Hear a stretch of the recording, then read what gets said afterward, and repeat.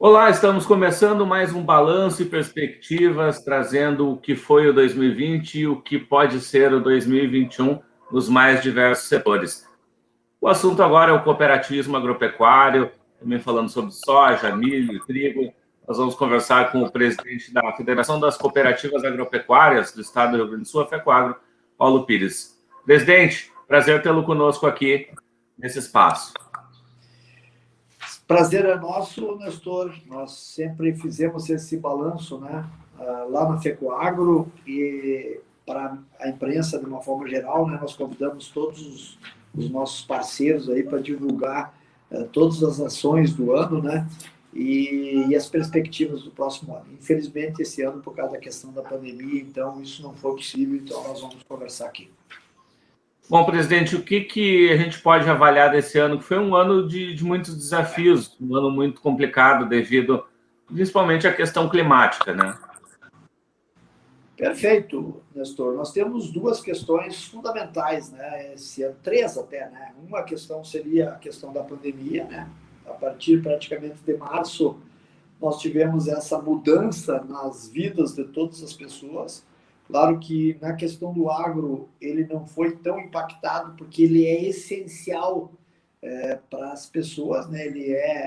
O agro não para, o agro não pode parar, né?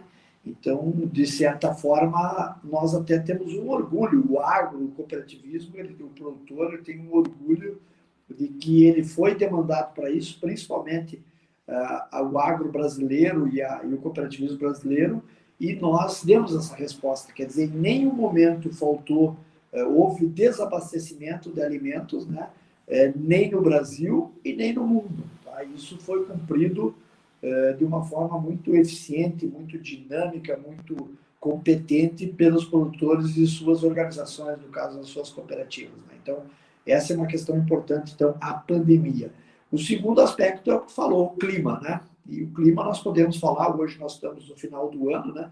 Nós podemos falar sobre essa questão que o clima bateu muito em 2020, né? Primeiro começou com uma quebra de milho no Rio Grande do Sul, em torno de 30%. Algumas regiões praticamente não houveram quebras, né? Foi aquela região ali das Missões, Santa Rosa, houve 10% de quebra no milho, tá?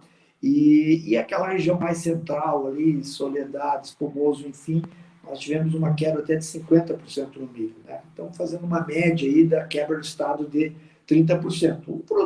Um estado que já produz menos do que consome, né? Isso dificulta bastante as coisas.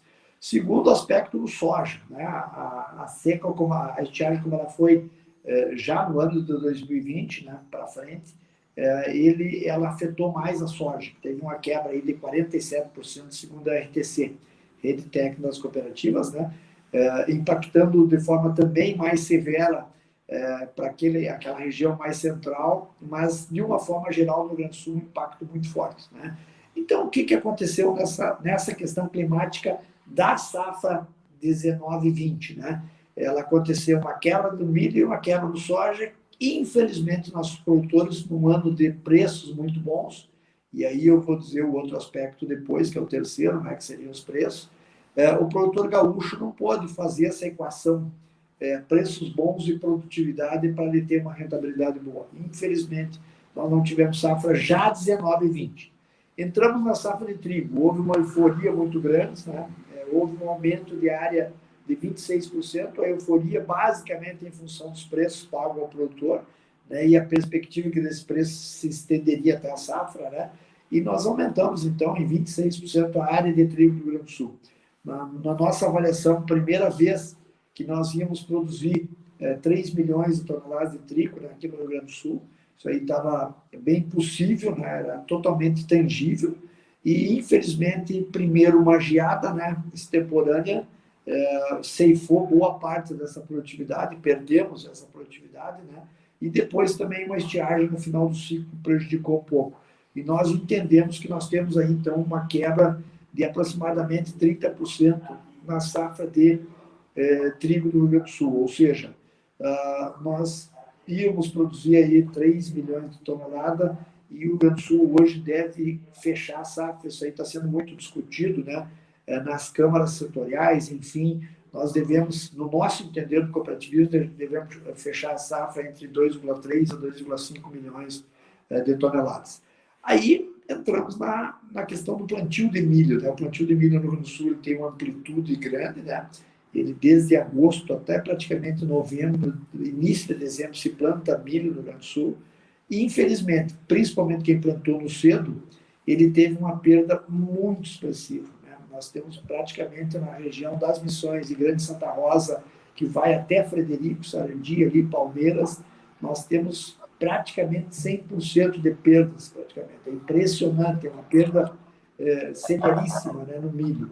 Restou um pouco do milho irrigado, já que também em algumas localidades tivemos falta de água e o próprio milho irrigado teve perdas, né? Então, talvez hoje seja um grande impacto. E a produção de soja, né?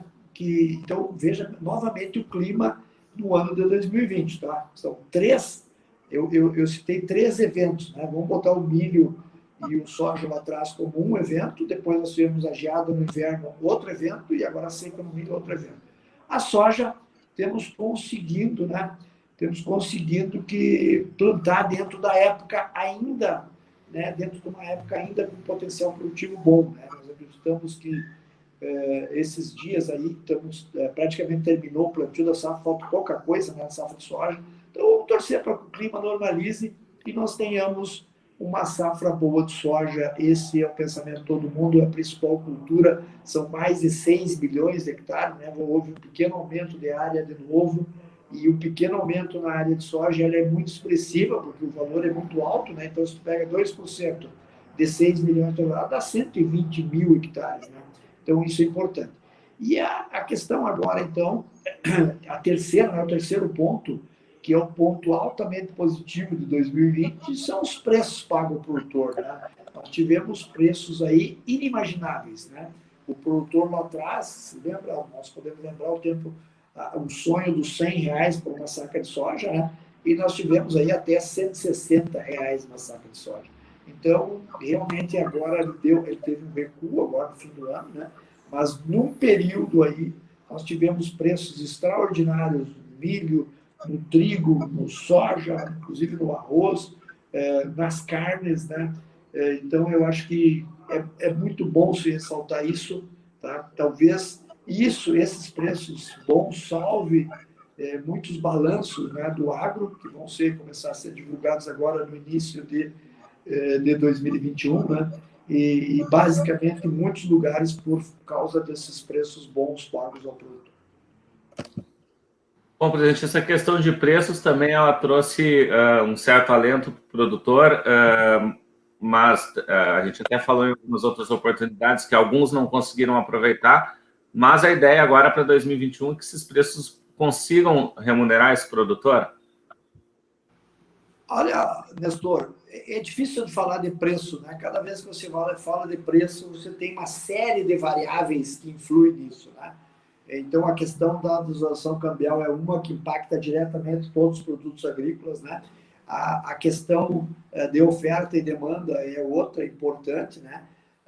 Essa questão dessa insegurança política, né?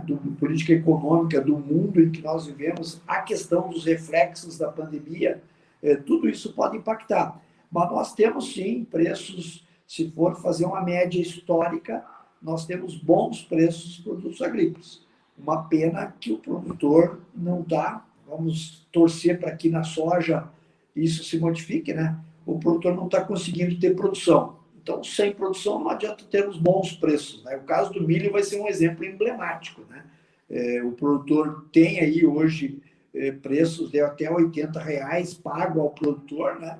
Mas, infelizmente, muito pouca gente tem milho. Nós acreditamos que a safra de milho do Rio Grande do Sul fica em torno de 3 milhões de toneladas, ou seja, é uma quebra de 50%. Então, quem for colher, infelizmente, o pessoal que colhe cedo e, inclusive, faz o suprimento, né, desse mercado de demanda, que é demandante por milho, que é o mercado do Rio Grande do Sul. Infelizmente, esse ano nós perdemos. Então, nós vamos ter uma dificuldade muito grande por milho no final do ano, agora de 2020. Bom, presidente, e o cooperativismo em si? A gente viu muitas ações, muitas atividades. O que dá para avaliar do cooperativismo agropecuário no ano de 2020? Olha, o cooperativismo tem um ano interessante em 2020, tá? Apesar da pandemia, apesar dessas questões todas, o cooperativismo, de certa forma, se preparou para um ano bastante difícil, tá?